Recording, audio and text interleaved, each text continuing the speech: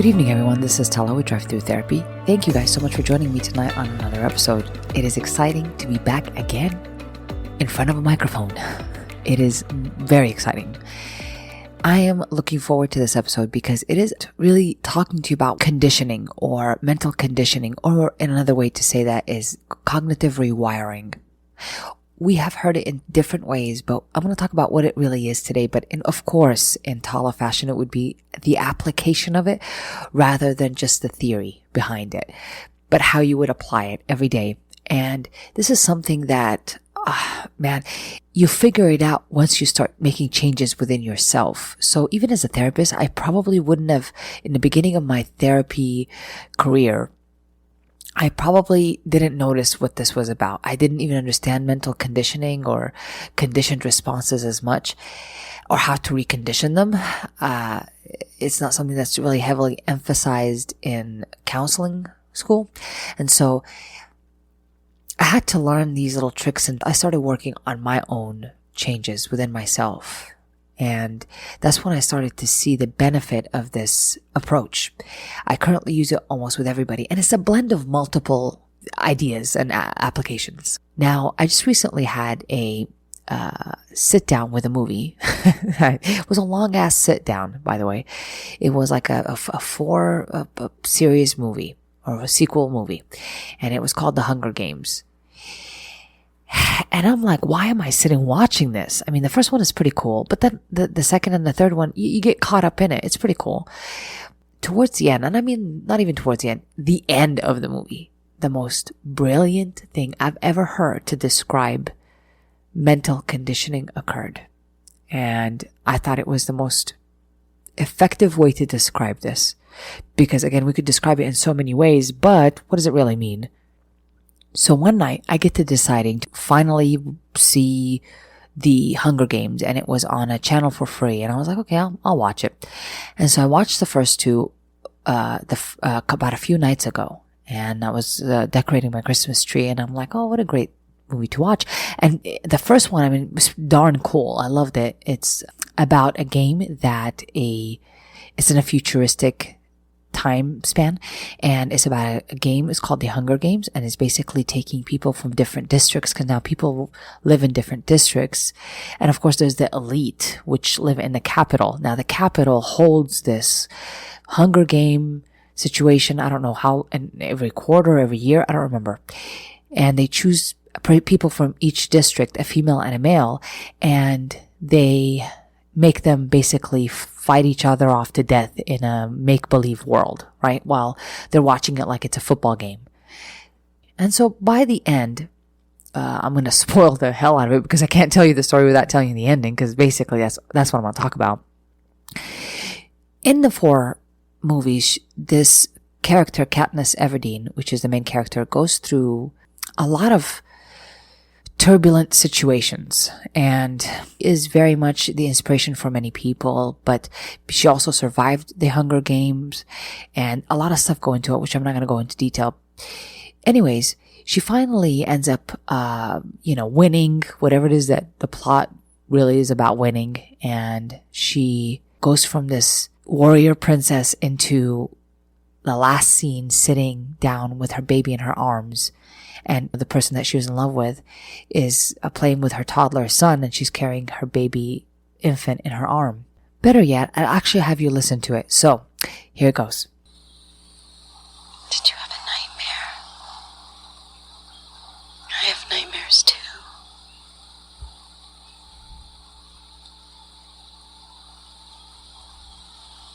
Someday I'll explain it to you. Why they came. Why they won't ever go away.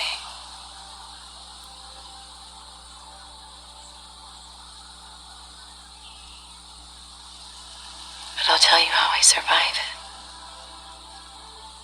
I make a list in my head of all the good things I've seen someone do. Every little thing I can remember. It's like a game. I do it over and over. Gets a little tedious after all these years, but there there are much worse games to play.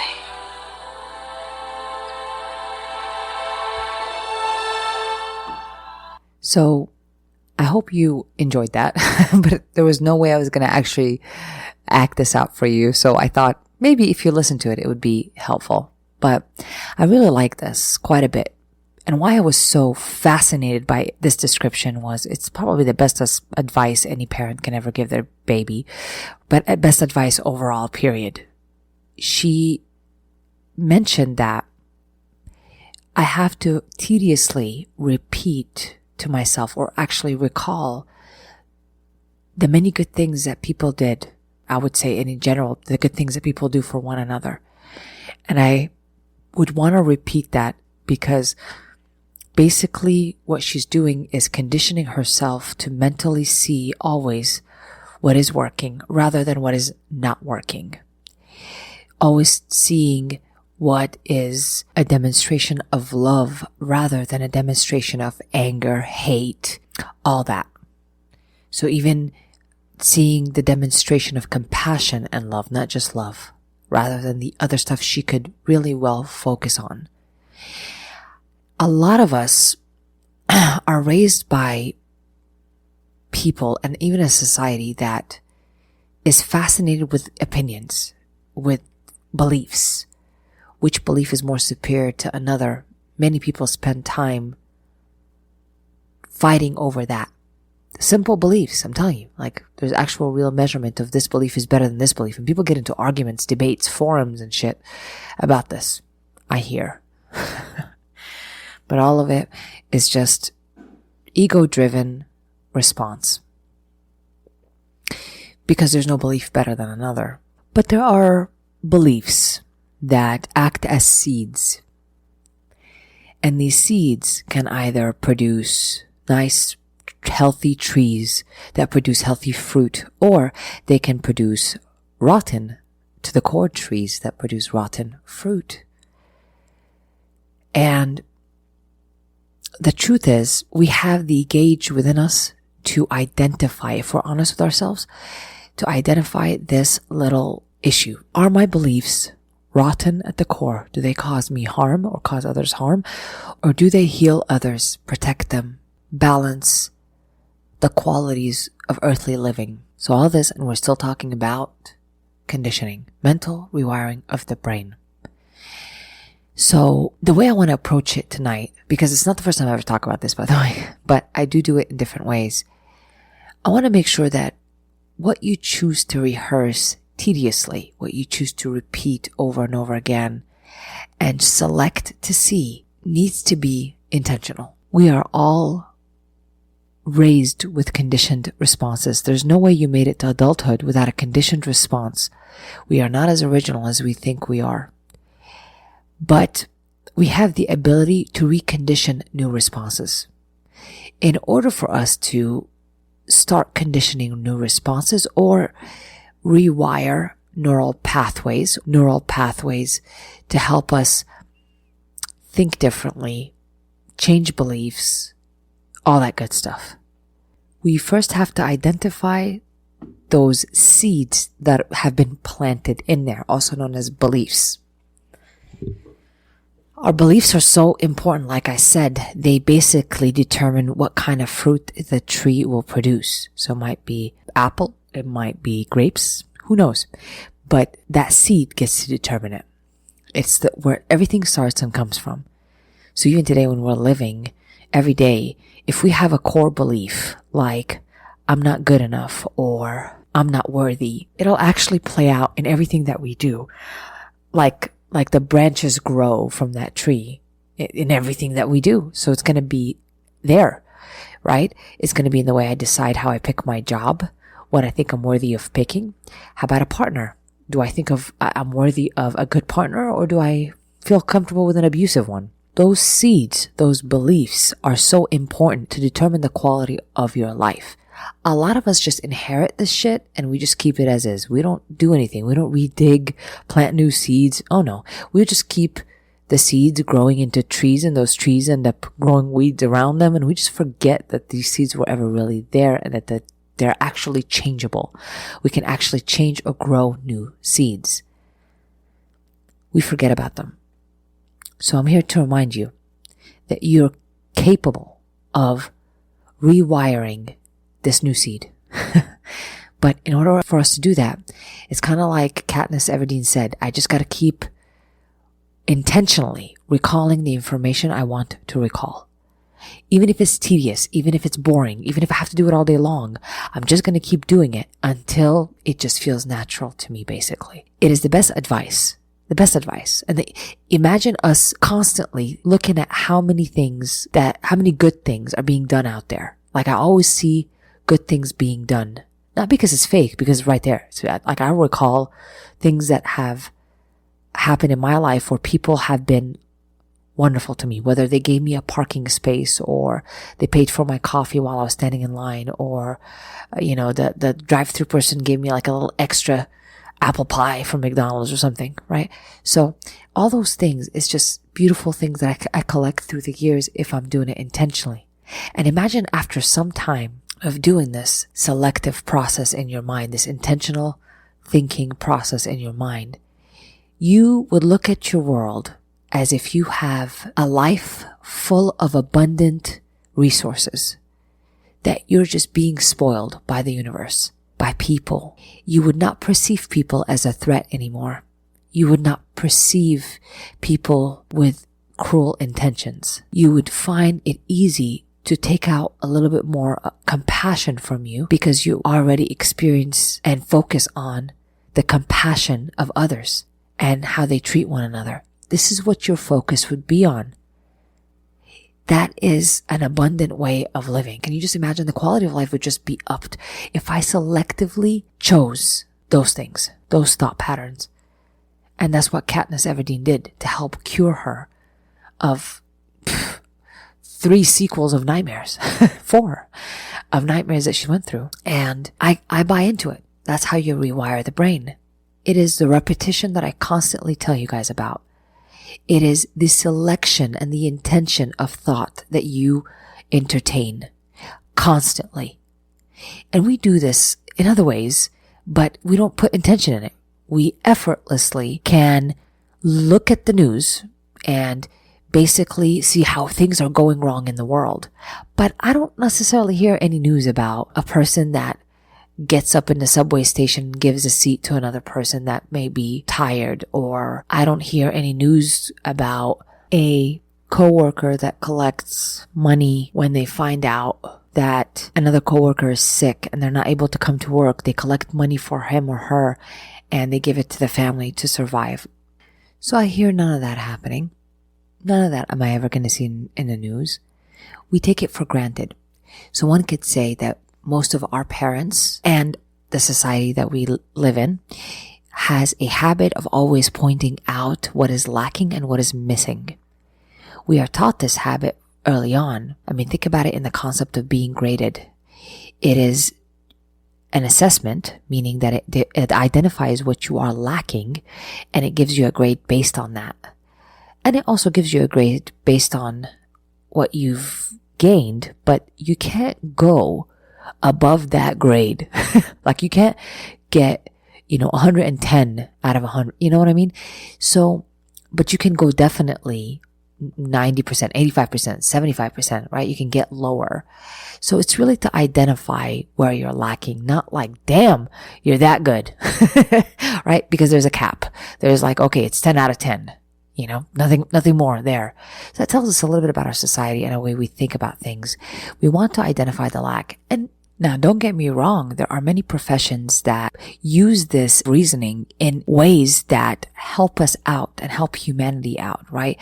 For example, investigating, research, all those utilized reasoning that, again, useful for that profession.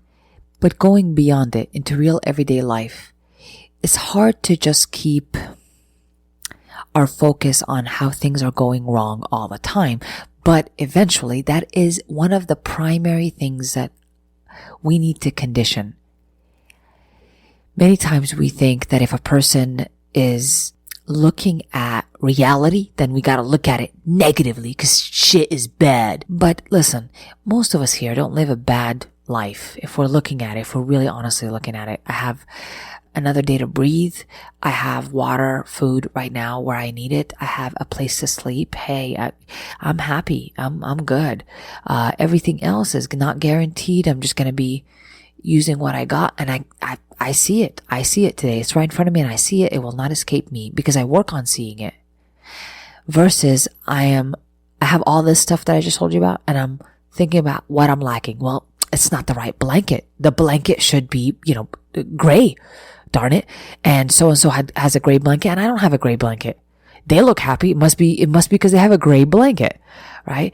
Or whatever we might get fixated on. All is just a delusion. It's an idea. It's a belief that we have that is conditioned that we should want more than what we already have, because what we have is not enough. You should always be working towards more, towards better, right? Which is conceptually, it's a beautiful idea, but you always stay in a state of lack. That means you are always self-evaluating and self-assessing, not because it's real, not because you don't have enough. It's just because it's a habit. Just that simple. It's a habit that's been conditioned and you just keep replaying it. So rewiring would be doing what Katniss Everdeen does. Simply recalling all the good stuff that people do. She's not being fake about it. She's not trying to be positive and she's not trying to be negative. She's recalling actual memories that she has of the truth. Of when she's been helped, not only her, but when she's seen compassion being demonstrated in front of her. Or at least that's what I think she's implying. So I hope that makes sense because it's, man, just, I kind of I had to watch the 4 freaking movies just so I can get to that final ending and that clip to understand oh man, I had to watch this movie. It makes sense. It's beautiful. It's a beautiful idea, beautiful concept. And it summed up really about rewiring the brain. And you can do this not just with conditioning how to perceive the abundance in life, right? That I'm always treated well. I have more than enough. This is a mental state that can be trained because it simply is, supported by what's around me. If I'm still breathing and I could still pick up an item like a glass of water and drink it, man, I have more than enough in this moment. More than enough in this moment.